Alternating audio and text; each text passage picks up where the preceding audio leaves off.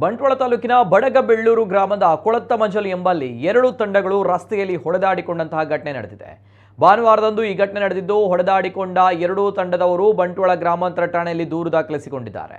December 29ರ ಮಧ್ಯಾಹ್ನ ಈ ಘಟನೆ ನಡೆದಿದ್ದು, ಉಮೇಶ್ ಎಂಬುವರಿಗೆ ಮುಸ್ತಾ, ನವಾಜ್, ರಜೀಮ್ ಹಾಗೂ ಇತರರು ಸೇರಿ ಹಲ್ಲೆ ನಡೆಸಿದ್ದು, ವಿಚಾರಿಸಿದ ನನ್ನನ್ನ ಅವಾಚ್ಯ ಪದಗಳಿಂದ ನಿಂದಿಸಿ ಕೊಲೆ ಬೆದರಿಕೆ ಹಾಕಿದ್ದಾಗಿ ತೇಜಾಕ್ಷ ಎಂಬುವರು ದೂರು ನೀಡಿದ್ದಾರೆ.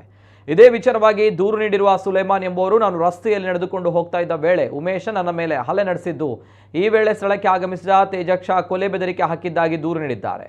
ಉಮೇಶನು ಹಣಕಾಸಿನ ದ್ವೇಷದಿಂದ ನನ್ನ ಮೇಲೆ ಹಲ್ಲೆ ನಡೆಸಿದ್ದಾನೆಂದು ದೂರಿನಲ್ಲಿ ಉಲ್ಲೇಖಿಸಿದ್ದಾರೆ.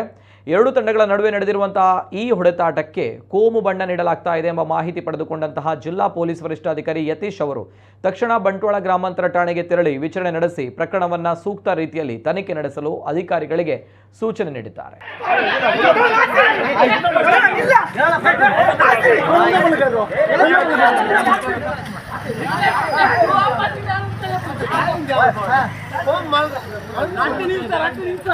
Very nice.